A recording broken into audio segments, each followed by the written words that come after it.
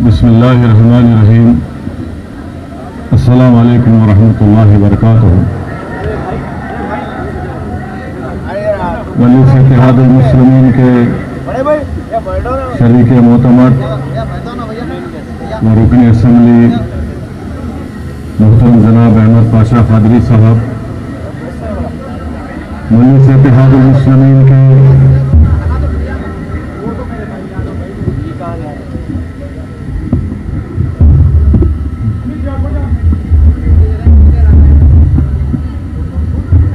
Assembly साबिक़ा रुकन assembly बाइकुल्ला Mumbai जनाब हारिस पठान साहब,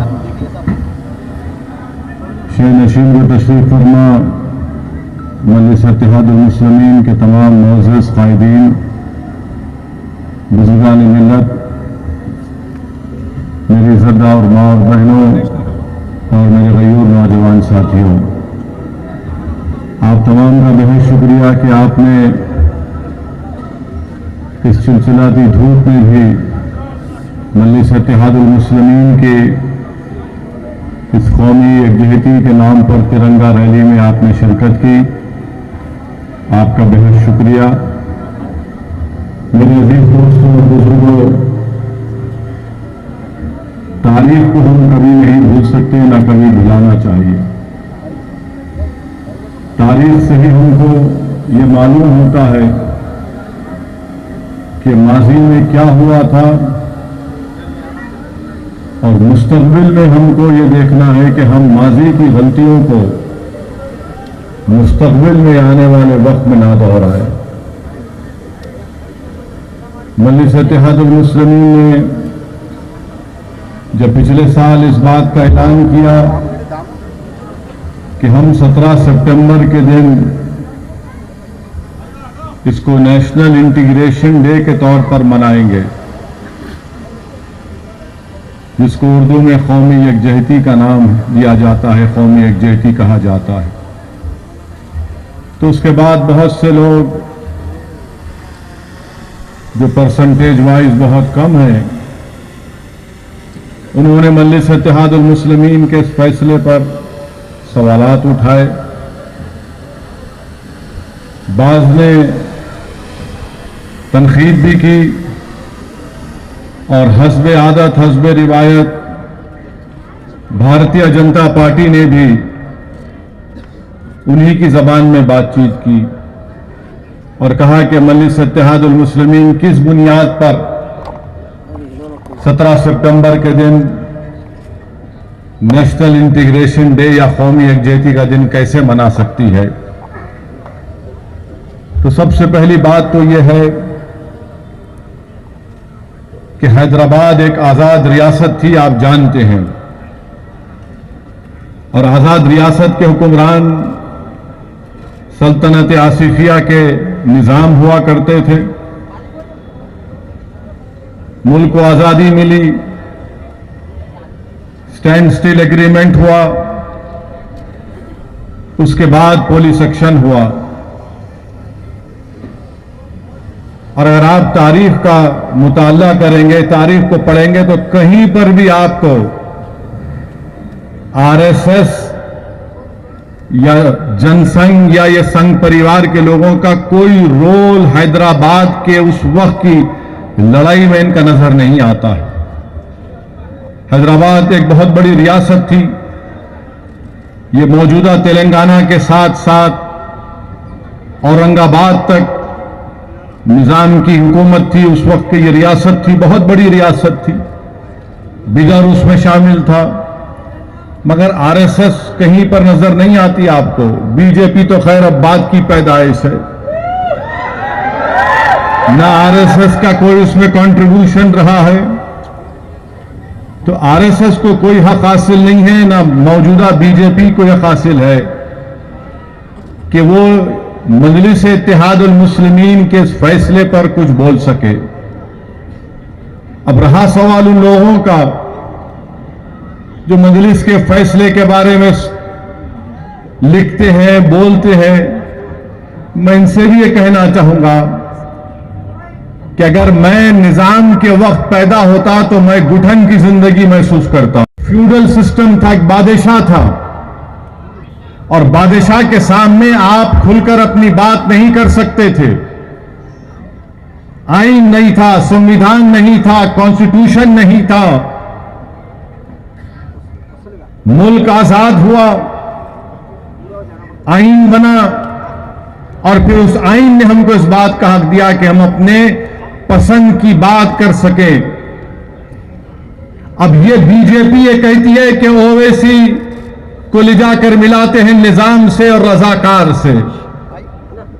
میں بی جے پی کے لوگوں سے پوچھنا چاہتا ہوں کہ سن 57 کی جنگ آزادی سے پہلے مکہ مسجد میں مولوی علاؤالدین رحمت اللہ علیہ نے مکہ مسجد میں جمعے کا خطبہ دیا, جمعے کی نماز پڑھائی, اور انگریز اور نظام کی حکومت کے خلاف موجودہ مکہ مسجد سے موجودہ سلطان بازار کے پاس جو وومنز ڈگری کالج ہے, مولوی علاؤالدین نے تمام مصلیوں کو لے کر اور مسلمانوں سے کہا کہ انگریز اور نظام کے خلاف میں اعلان جہاد اور بغاوت کا اعلان کرتا ہوں. مقصد کیا تھا مولوی علاؤالدین کا؟ کہ اس ملک کو آزاد کیا جائے نظام کی حکومت سے اور انگریزوں سے. تو اس وقت بھی بھارت کا, ہندوستان کا ایک تصور مولوی علاؤالدین کے دل و دماغ میں تھا, ہمارے بزرگوں کے دل و دماغ میں تھا. وہ اس ملک کو آزاد دیکھنا چاہتے تھے, اور نتیجہ کیا نکلا کہ مولوی علاؤالدین کو انگریزوں نے گرفتار کیا. ترے باز خان بچ کر نکل گئے, تو مولوی علاؤالدین کو گرفتار کر کے کالا پانی میں سب سے پہلے, اگر پورے اس وقت کے بھارت میں اگر کسی کو کالا پانی میں سب سے پہلا کوئی اگر گرفتار کر کے کسی کو لے کر گئے تو اس کا نام مولوی علاؤالدین تھا. اور مولوی علاؤالدین رحمت اللہ علیہ کا تعلق حیدرآباد سے تھا, مکہ مسجد کے امام تھے. کیا اس وقت بی جے پی تھی؟ کیا اس وقت آر ایس ایس تھی؟ کیا اس وقت یہ سنگھ پریوار کے لوگ تھے؟ نہیں تھے. ہمارے بزرگوں نے انگریزوں کے خلاف اور فیوڈل سسٹم کے خلاف ایک آواز اٹھائی تھی. ترے باز خان کو بعد میں سالار جنگ پولیس کے ساتھ توپران کے پاس گرفتار کرتے ہیں, اور ترے باز خان کو گولی مار کر اسی جگہ پر سلطان بازار کے چورستے پر 8-10 دن ترے باز خان کی لاش کو لٹکا کر رکھ دیا گیا تھا.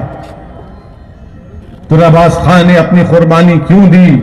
اس لیے دی کہ وہ بھارت کو انگریزوں کی غلامی سے آزاد دیکھنا چاہتے تھے. تو یہ ان کا جواب.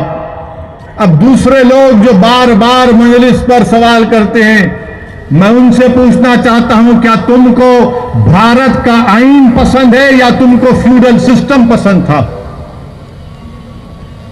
مجھے بھارت کا آئین پسند ہے اور رہے گا. اس لیے مجلس اتحاد المسلمین پر تنقید کرنا, مجلس اتحاد المسلمین کے تعلق سے سوالات اٹھانا, اور پھر یہ بولنا نظام. ارے بھائی, نظام کی حکومت میں ہندو بھی منسٹر تھے, زمیندار تھے, دراز تھے. کون تھے یہ لوگ پھر؟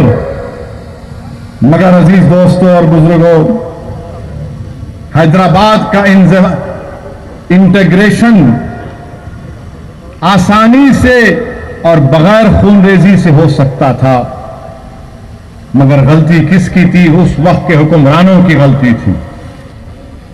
اس وقت کے حکمرانوں کی غلطی کی وجہ سے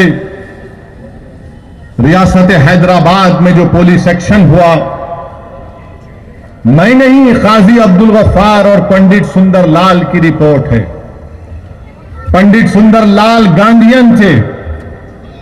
قاضی عبدالغفار اس وقت کی جو بھی مجلس تھی اس وقت اس کے کٹر خلاف تھے. یونس سلیم صاحب تھے.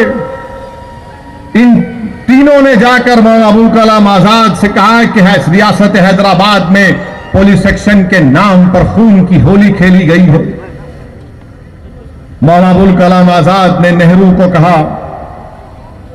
نہرو نے پنڈت قاضی عبدالغفار اور پنڈت سندر لال کو حیدرآباد ریاست میں روانہ کیا, اور اس وقت ریاست حیدرآباد میں کوئی باہر کا آدمی داخل نہیں ہو سکتا تھا.